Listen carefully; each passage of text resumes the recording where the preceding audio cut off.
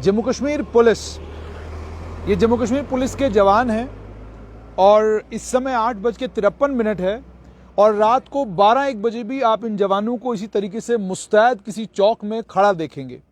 कड़ाके की ठंड पड़ रही है, जम्मू में भी है, घाटी में भी है। लेकिन घाटी से खबर बांडीपुरा से आ रही है कि आतंकवादियों ने एक पुलिस पार्टी पर, जो गुलशन चौक बांडीपुरा में पुलिस पार्टी जा रही थी, उस पुलिस पार्टी पर कायरों की तरह हमला किया और उसके बाद ताबड़तोड़ गोलीबारी हुई। उस ताबड़तोड़ गोलीबारी में 2 जम्मू कश्मीर पुलिस के जवान शहीद हुए हैं, वो जख्मी हुए। जख्मी होने के बाद उन्हें नजदीकी अस्पताल ले जाया गया, लेकिन जब वो अस्पताल पहुंचे वहां पर डॉक्टरों ने कहा कि इनको जो गोलियां लगी हैं उसके कारण ये शहीद हो चुके हैं। तो यानी अस्पताल पहुंचे तो वो शहीद हो चुके थे।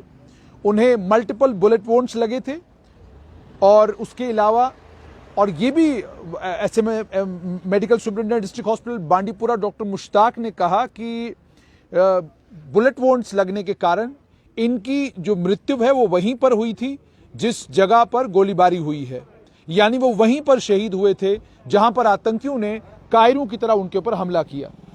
और उन दोनों के नाम हैं सिलेक्शन ग्रेड कांस्टेबल मोहम्मद सुल्तान और दूसरे पुलिसकर्मी का नाम है कांस्टेबल फयाज अहमद। और एक ट्विटर पर कश्मीर जोन पुलिस का एक ट्वीट भी आया है जिसमें उन्होंने ये कहा है कि आतंकियों ने एक पुलिस पार्टी के ऊपर गुलशन चौक बांडीपुरा में हमला किया। इस हमले में 2 पुलिसकर्मी सिलेक्शन ग्रेड कांस्टेबल मोहम्मद सुल्तान और कांस्टेबल फयाज अहमद जख्मी हुए और जख्मी होने के बाद वो शहीद हो गए। एरिया को कॉर्डन ऑफ किया गया है और तलाशी अभियान जारी है। और आतंकी हमले के बाद जाहिर सी बात है जब वहां पर एरिया को कॉर्डन ऑफ किया गया और एरिया को कॉर्डन ऑफ करने के बाद इस समय तलाशी अभियान चल रहा है। लेफ्टिनेंट गवर्नर मनोज सिन्हा ने इसके ऊपर ट्वीट किया। उन्होंने कहा कि ये दुखद है कि 2 पुलिसकर्मी जो है वो शहीद हुए हैं। उनकी शहादत को हमारा सलाम, हमारा नमन, लेकिन उनकी शहादत जाया नहीं जाएगी। जिन आतंकियों ने यह कायराना हमला किया है उनको निस्तो नाबूद कर दिया जाएगा, उन आतंकियों को बख्शा नहीं जाएगा, उनको मौत के घाट उतारा जाएगा। ये लेफ्टिनेंट गवर्नर मनोज सिन्हा का ट्वीट। इसके अलावा पुलिसकर्मियों, पुलिस के ऑफिसर्स के भी ट्वीट आए हैं और बहुत सारे एसएसपीज हैं, उनके ट्वीट आए हैं। लेकिन मैं आपको ये दृश्य इसलिए दिखा रहा हूं ताकि बहुत सारे वो लोग जो जम्मू कश्मीर पुलिस के कामकाज से, आर्मी पैरामिलिट्री फोर्सेस के कामकाज से वाकिफ नहीं है, वो ये देखें कि पूरी रात सुबह तक मुस्तैदी के साथ ये पुलिसकर्मी ड्यूटी करता है और ये पुलिसकर्मी पूरी रात दिन 24 घंटे 365 दिन हफ्ते के 7 दिन आतंकियों के निशाने पर होता है। रात की कड़कती ठंड हो, चौक हो, चौराहा हो, मैं और आप भी कई बार जब पुलिसकर्मी हमें गाड़ी रोकने के लिए कहता है तो हम सबसे पहला सवाल यही पूछते हैं कि हमारी गाड़ी क्यों रोकी जा रही है। ये सवाल हम पूछते हैं। हम ये नहीं सोचते कि पूरी रात ये खड़े हैं सिर्फ इसलिए कि हमारी कोई चूक या हमारी किसी मामूली सी गलती की वजह से किसी आम नागरिक को क्षति न पहुंचे, किसी आम नागरिक को कोई नुकसान न पहुंचे। ये गाड़ी जो है, ये गाड़ी श्रीनगर से आई है। इस गाड़ी की चेकिंग हो रही है, सामान सारा चेक किया जा रहा है। ये आप देख सकते हैं कि मुस्तैदी के साथ जम्मू कश्मीर पुलिस के जवान यहां पर खड़े हैं। सिलेक्शन ग्रेड कांस्टेबल मोहम्मद सुल्तान और कांस्टेबल फयाज अहमद, एक वीडियो जो है वो आप तक पहुंचा होगा। शव उनके परिवार के पास जब पहुंचा, सफ़े मातम बिछी हुई है। घर परिवार के लोग ये पूछ रहे हैं कि पाकिस्तान की ईमा पर काम करने वाले वो आतंकवादी जब फौज उन्हें कहीं घेरती है और वो आतंकी एनकाउंटर में मारे जाते हैं तो एक समूह खड़ा होता है जो सुबह से लेकर शाम तक ये कहना शुरू करता है कि इसमें इंक्वायरी होनी चाहिए, इसमें पता चलना चाहिए, तथ्य उजागर होने चाहिए, तथ्यों के ऊपर से पर्दा हटना चाहिए।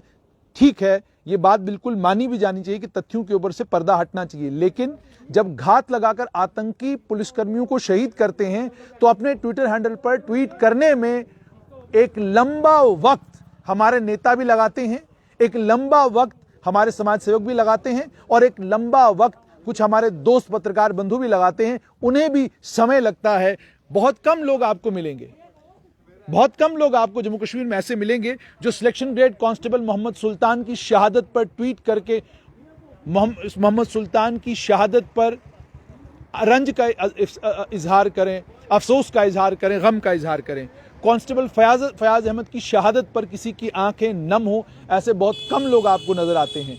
पुलिसकर्मी जिस तरीके से काम करते हैं, यानी मैं आपको कह रहा हूं कि इस ठंड में मैं और आप जब बाहर निकलते हैं तो कोशिश ये रहती है कि जल्दी से जल्दी घर वापस पहुंचा जाए, लेकिन इन पुलिसकर्मियों का ये सामने आप देख सकते हैं, ये पुलिस असिस्टेंस बूथ है, यही इनका आशियाना है, यहीं पर इनको पूरी रात रहना है। और ये मैं आपको एक और चीज दिखाऊं कि पूरी रात इसी कुर्सी पर ये बैठकर ये पुलिसकर्मी एक एक करके, एक यहां पर बैठेगा, एक खड़ा होकर अपनी ड्यूटी देगा, और जो ही गाड़ी को आते हुए देखेंगे तो दोनों खड़े हो जाएंगे। दोनों खड़े होकर इसी तरीके से गाड़ी को रोकेंगे।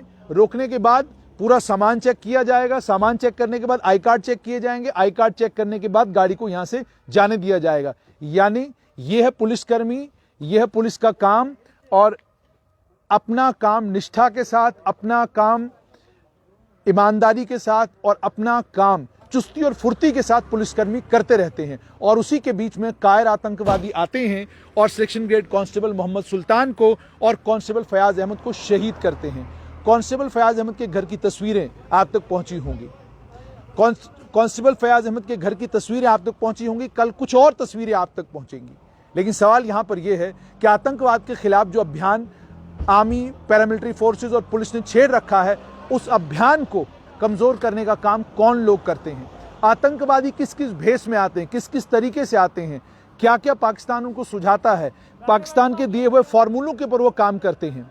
हाइब्रिड आतंकवादी को लेकर मैंने आपको पहले भी एक बार कहा था कि पिस्टल थमा दी गई एक युवक के हाथ में, उसको कह दिया गया कि जाकर फलां जगह टारगेट करो। टारगेट करने के बाद वो निकल गया, दोबारा से अपने जीवन में व्यस्त हो गया, और आपको मालूम ही नहीं कि एक आतंकवादी जो है वो ऑपरेट कर रहा है आपके घर के आसपास। आपके बेटे ने बंदूक उठा ली है, लेकिन आपको मालूम नहीं, आपको इस चीज की खबर नहीं। और उसके बाद अगर कहीं एनकाउंटर हो तो वावेला होता है कि जनाब इस एनकाउंटर में जो मारा गया वो आतंकवादी नहीं था। सवाल ये है कि आज सिलेक्शन ग्रेड कांस्टेबल मोहम्मद सुल्तान का परिवार और कांस्टेबल फयाज अहमद का परिवार ये सवाल पूछता है कि मैं भी तो कश्मीर का ही रहने वाला हूं, मैं भी तो इसी घाटी का बच्चा हूं, मैं भी तो इसी परिवार का हिस्सा हूं, आखिरकार मेरा कसूर क्या है? देश के विभिन्न भागों से जो फौजी कश्मीर घाटी में काम करते हैं, जब किसी फौजी को गोली लगती है, शहीद होता है, उसका परिवार ये सवाल पूछता है कि मैं तो इसी देश का हिस्सा हूं, आप भी इसी देश के नागरिक हैं, आप कैसे खड़े हो सकते हैं आतंकियों के साथ? आप कैसे खड़े हो सकते हैं अलगाववादियों के साथ? आप कैसे हंसने वाली इमोजी बना सकते हैं? आप शहीद जनरल बिपिन रावत की शहादत के बाद उनकी शहादत के ऊपर हंसने वाली इमोजी कैसे बना सकते हैं? ये सब सवाल वो परिवार पूछते हैं जिन परिवारों के लोग आतंकी हमलों में शहीद होते हैं।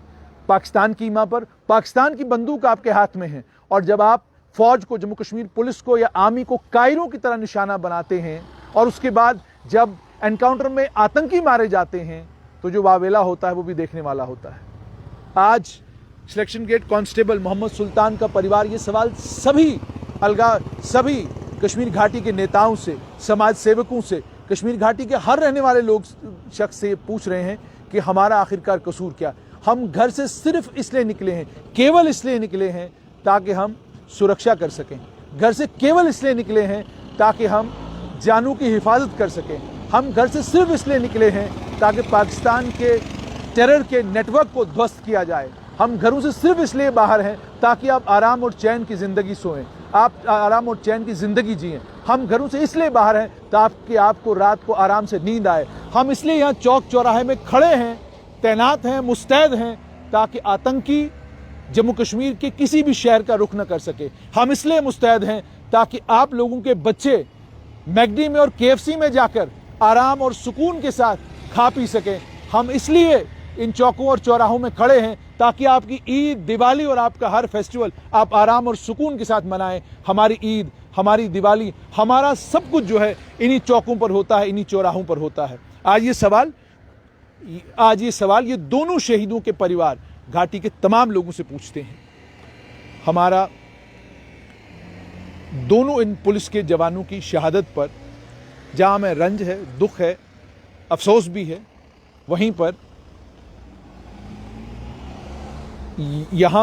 पर ये बहुत ज़रूरी है कि कश्मीर घाटी की सिविल सोसाइटी अब इस पर चिंतन मंथन करना शुरू करे कि आप किसके साथ खड़े हैं। क्या आप अलगाववादियों के साथ खड़े हैं, आतंकवादियों के साथ खड़े हैं, या आप अपनी जम्मू कश्मीर पुलिस, आर्मी और पैरामिलिट्री फोर्सेस के साथ।